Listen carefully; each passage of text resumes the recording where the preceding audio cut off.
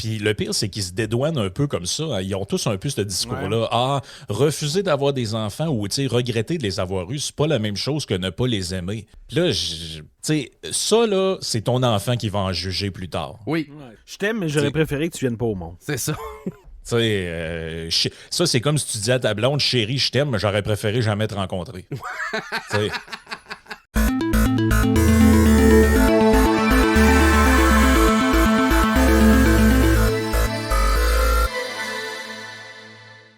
Frank, bon mardi, comment vas-tu?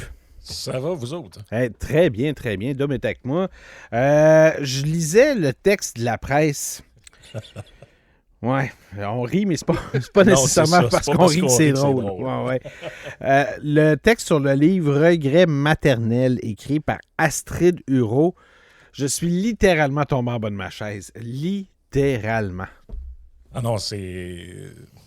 Tu sais, de savoir que des gens pensent ça, c'est une chose. Mais c'est ça que j'ai répondu, puisque j'avais partagé l'article sur une capture d'écran de l'article sur Twitter. Tu sais, puis il y a une fille qui me disait « Ouais, mais tu sais, c'est vrai que c'est pas tout le temps facile d'être mère. » Tout ça. J'ai dit « Ben, je comprends bien, mais il y a une différence entre ça puis écrire un livre là-dessus puis de mettre sa face dans le journal. » Ah oui, dire « je regrette ».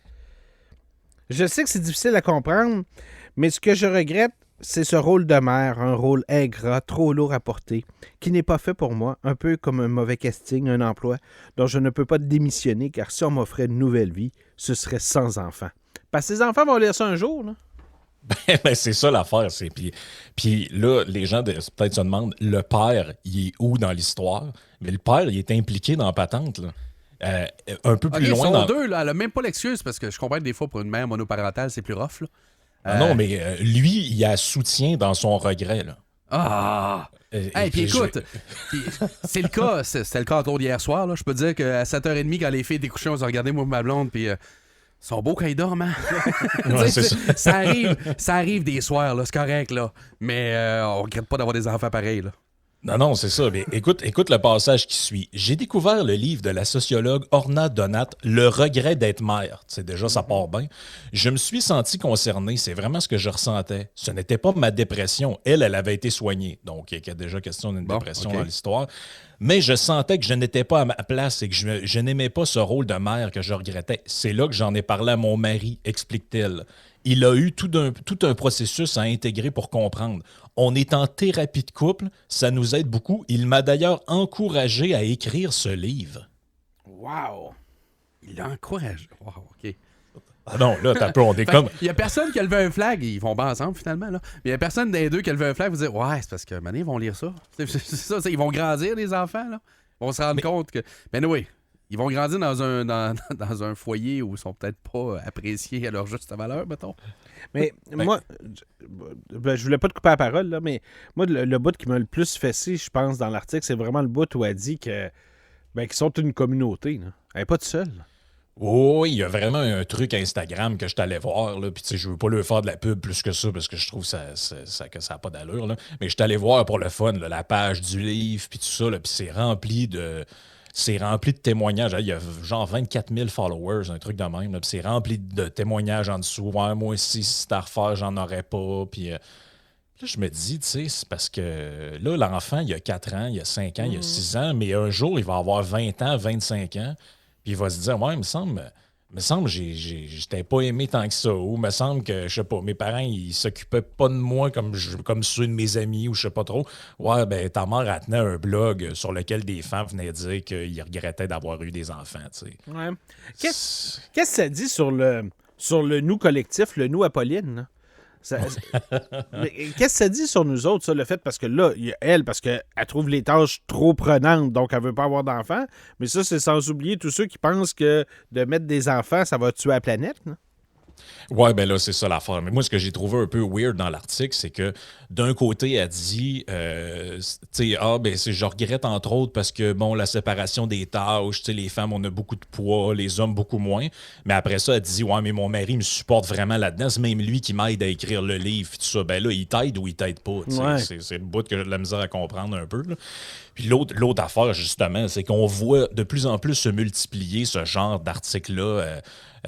L'autre jour, c'était une espèce de reportage de Radio-Canada qui parlait d'une d'un couple qui avait plus d'enfants à cause de la planète, puis là, le gars était même allé se faire vasectomiser. Puis là, tu te dis, mais est-ce que ça va, là? Il me semble il y a comme un talk collectif qu'il faudrait avoir à un moment donné. Parce que là, tu sais, ce que vous prônez, au bout du compte, ça amène juste à la disparition de l'humanité. Je sais pas si vous êtes au courant. Là, mais... Puis ça nous donne aussi une bonne idée de l'appréciation qu'on peut avoir de la vie d'un enfant. Là, même si on avait la certitude, puis on ne l'a pas, là, puis je m'en vais pas dans des... Mais même si on avait la certitude qu'en 2037, il n'y aurait plus de planète, ben l'enfant que tu vois au monde aujourd'hui, il pourrait quand même vivre 15 superbes années. Là. Oui. Quand tu parles de ce principe-là, c'est un peu niaiseux. En fait, c'est du monde qui n'aime pas les enfants.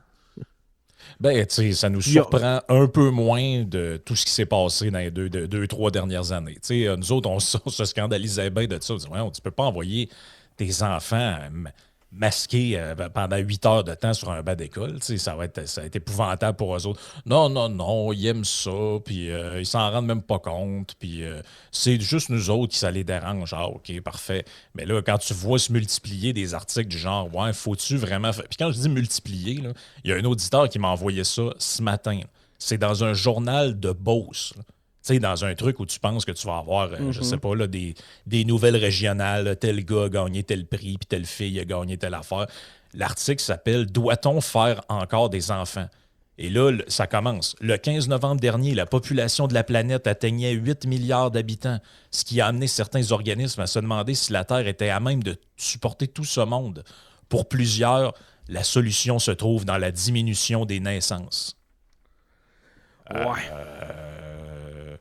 En passant, prôner ça au Québec, c'est une catastrophe d'un point de vue démographique. Là. On a une pyramide inversée. Là. C'est la décroissance. Assurément, c'est la décroissance en chute libre. Tu sais, je veux dire, c'est parce que qui va nettoyer les fesses des gens qui vont dans des CHSLD si on ne fait plus d'enfants? Là? Parce que puis qui va travailler pour payer les impôts, puis les taxes, puis toute la patente pour faire vivre cette machine-là? Là? L'immigration, là. L'immigration. Ouais, ben là, ça aussi, c'est l'autre problème, c'est qu'il y a la moitié du monde qui en veulent pas. Fait que là, on fait quoi, là? C'était un must. Je suis allé chercher l'extrait de Josée Blanchette qui, à l'époque, avait dit que si c'était à refaire, elle n'aurait pas d'enfant. Tu sors de là et tu te dis, c'est pas vrai que tu peux continuer à faire des enfants. Non, voyons, c'est impossible. Pour non. vrai? Oui, pour vrai. Non, pour vrai. Moi, si c'était à refaire, et j'ai bien dit à mon fils que... Non, j'ai bien dit à mon fils que je l'adore et que c'est sûr que c'est le plus grand cadeau de ma vie, mais je ne le remettrai pas sur cette planète, c'est certain. Vraiment? Oui, vraiment. Mais Puis, écoute, pour avoir entendu souvent Josée Blanchette parler de son fils, elle a l'air au moins de l'aimer, son fils. Je vais lui donner ça, là. Mais si c'était à refaire, elle l'aurait pas. Ben, tu sais, c'est que. Puis le pire, c'est qu'ils se dédouanent un peu comme ça. Hein. Ils ont tous un peu ce discours-là. Ouais. Ah, refuser d'avoir des enfants ou, tu sais, regretter de les avoir eus, c'est pas la même chose que ne pas les aimer. Puis là, tu sais, ça, là, c'est ton enfant qui va en juger plus tard. Oui. Ouais, c'est ça. Je t'aime, mais j'aurais préféré que tu viennes pas au monde. C'est ça.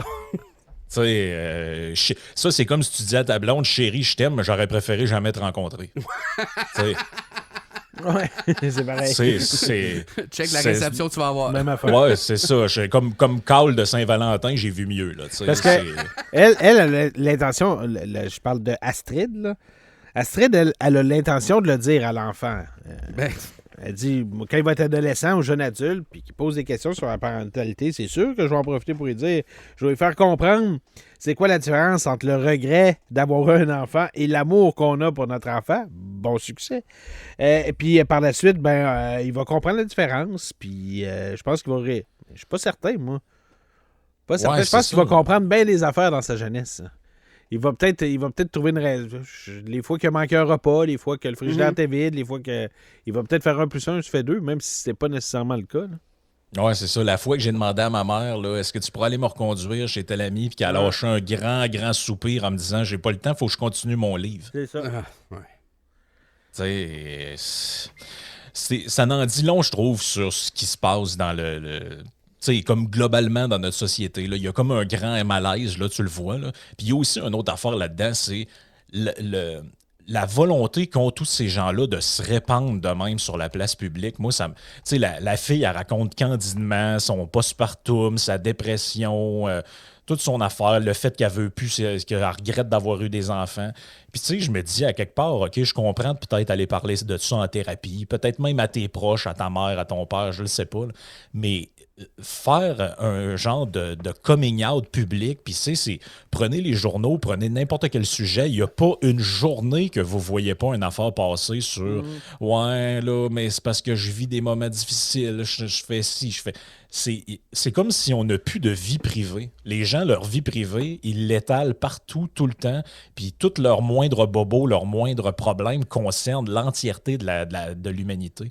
Ça me paraît être un peu un problème, ça, à un moment donné. Surtout que c'est pas... tu sais, je veux dire, quelqu'un qui a vécu vraiment de quoi puis qui dit, ben je vais en parler parce que ça va inciter des gens à dénoncer ou je sais pas quoi, ça, je peux comprendre. Mais là, en fait, tu témoignes de quoi? Tu témoignes à tout le monde que t'aurais pas voulu avoir ton enfant. J'aime le message qui est rentré sur les textos tout à l'heure qui disait « Il arrive quoi si les parents de Astrid lisent son livre, s'assoient avec leur fille et fassent « Hey, t'as bien raison. » Nous autres aussi, on regrette. Ah non, écoute, c'est... Ben, on a parlé avec une psychologue aussi qui, elle, dit que c'est... ce qu'elle semble vouloir dire, c'est que c'est c'est parce qu'ils ont besoin d'aide. C'est des gens qui trouvent que c'est trop pour eux autres. Là. Ça prendrait leur belle-mère à la maison à temps plein. Mais en même temps, tu sais, moi, l'autre chose que j'ai réfléchi, Frank, quand j'ai vu ça, c'est parce que c'est une génération, là, c'est générationnel. Elle aime pas. Elle regrette d'avoir été mère parce que son cadran sonne le matin puis elle a des boires à donner puis il faut qu'elle fasse le ménage. T'sais. En fait, c'est la gestion au quotidien qui l'a fait capoter. Là. Ça nous aide aussi à mieux comprendre pourquoi, dans cette génération-là, on a de la misère à trouver du monde pour aller rouler du goudron sur un toit. Là. Ben, c'est ça. Puis, tu sais, même elle l'avoue dans l'article. Elle dit, ouais, là, il arrive à 4 ans, c'est beaucoup moins pire que c'était. C'est comme si. Puis, tu sais, elle le dit elle-même, elle dit, ouais, il y a des gens qui me le disaient, ouais, mais à quoi tu t'attendais? C'est quand même dur d'avoir des enfants. Faut que tu t'en occupes. C'est comme si on est tellement plus habitué comme être humain, un peu ce que tu viens de dire, de souffrir. Tu sais, le travail, la vie, c'est pas juste de l'amusement tout le temps. C'est ça. Des fois, quand tu travailles, c'est plate puis c'est dur. Il y a bien des gens qui nous écoutent, là, qui font des jobs. Là, tu fais de l'aménagement paysager, tu t'en vas dérouler de la tourbe un matin.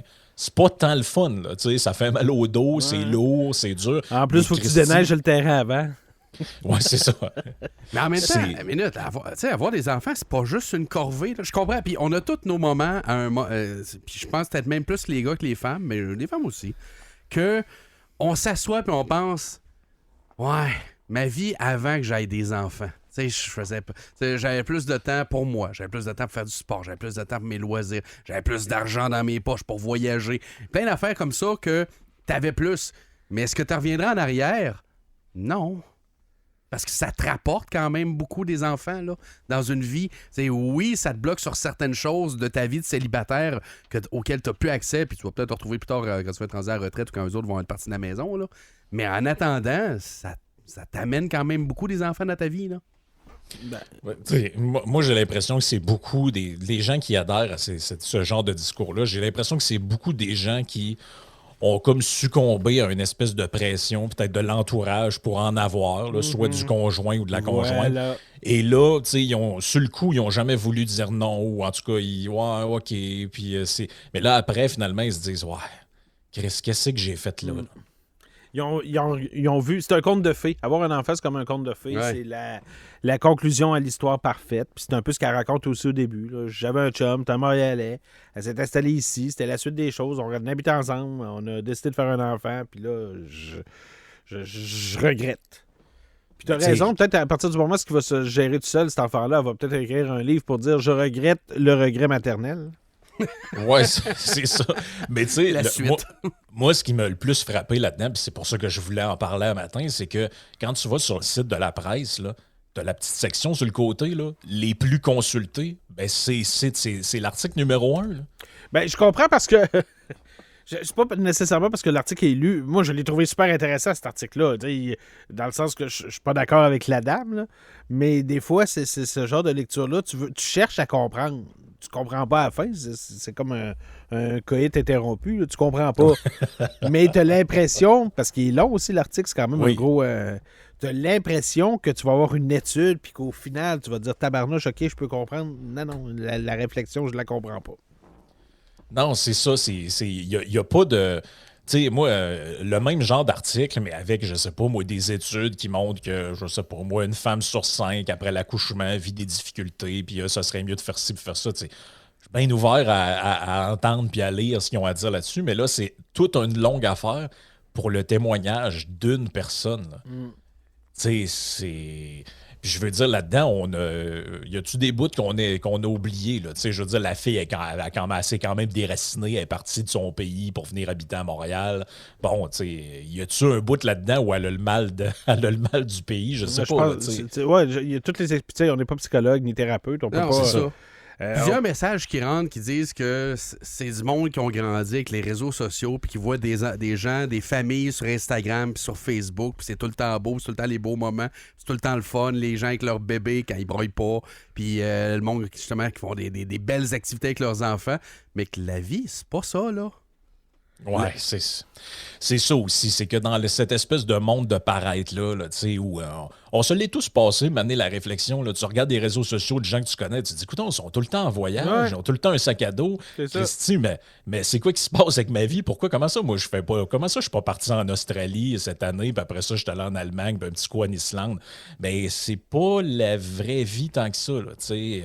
Pas beaucoup de monde qui font des posts Facebook quand leur enfant, ça fait 2 heures qu'il braille, puis qu'il est pas capable de dormir, puis qu'ils savent pas pourquoi, puis qu'ils se posent des questions, là. Ou qui font un post Facebook quand le compte de carte de crédit rentre, là. Aussi. Ouais, en photo. Voici combien je dois à Visa ce mois-ci. Ouais, non. Mais je pense qu'il y a quelque chose qui est, tu sais, en termes psychologiques, là, je pense qu'il y a quelque chose là-dedans. C'est que, je sais pas si vous avez remarqué, mais les gens qui ont beaucoup de succès, qui ont une belle vie, puis qui font beaucoup de belles choses, là, quand ils mettent ça sur les réseaux sociaux, qu'est-ce qu'ils ont comme retour? Beaucoup de jalousie, beaucoup de gens qui sont comme « Hey, tu veux rien qu'attirer l'attention. » Par contre, quand tu fais pitié, là, tu as des commentaires. On te supporte, ma belle. C'est vrai que c'est pas difficile. C'est vrai que c'est pas facile. Cette espèce de nouvelle tangente-là, là, de vouloir comme faire pitié, là, ça a l'air de pas. Moi, personnellement, ça m'attire pas. Là, je veux dire, à moins que je connaisse la personne puis que je sache qu'elle a perdu son père ou sa mère ou whatever. Là. Mais les gens qui essayent de soutirer des larmes avec des espèces de déclarations un peu comme ça, moi, c'est ça mon point depuis le début. Ça me regarde pas. Là. Ton postpartum puis ton. Je comprends pas pourquoi c'est dans le journal. Là, puis on en connaît tout du monde qui essaie d'attirer l'attention avec des malheurs, avec leur malheur. C'est vrai que ça devient lourd. Souvent, c'est des gens... Écoute, au début, on aurait le goût de les prendre par la main, mais ça finit vite qu'ils nous tombent ses nerfs. C'est plate, hein, mais c'est le même. Ben c'est ça l'affaire. Là. Mais tu sais, en tout cas, je sais pas ce que les gens en pensent de leur côté, là, mais honnêtement, là, moi, puis qu'on ait des enfants ou pas, c'est même pas ça la question. On est tous les enfants des parents quelque part. Là. Moi, c'est de même que je le voyais. Je me disais, mais imagine que tes parents, imagine que tu découvres que ta mère ou ton père a écrit un livre de même. Ouais, le regret d'avoir eu des enfants. Puis là, tu te dis, calvaire, j'ai été aimé pas mal dans la vie. C'est pareil, hein, j'ai... La première fois que quelqu'un te demande si tu as été bercé trop proche du mur, tu te poses la question.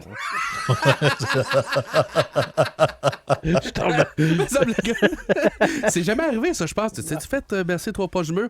Ça se pourrait. Ouais, ça se pourrait. T'as peu, je vais aller voir dans le livre de mon père. Ouais. Je te remercie de nous avoir parlé, Frank. Toujours un bonheur. Yes. Bye-bye. Frank, à qui on parle. Pas assez souvent, je vais vous le dire de cette façon-là. C'est quoi, une fois 2 semaines? Une fois par semaine. Une fois par semaine. Parfait. Frank est avec nous autres.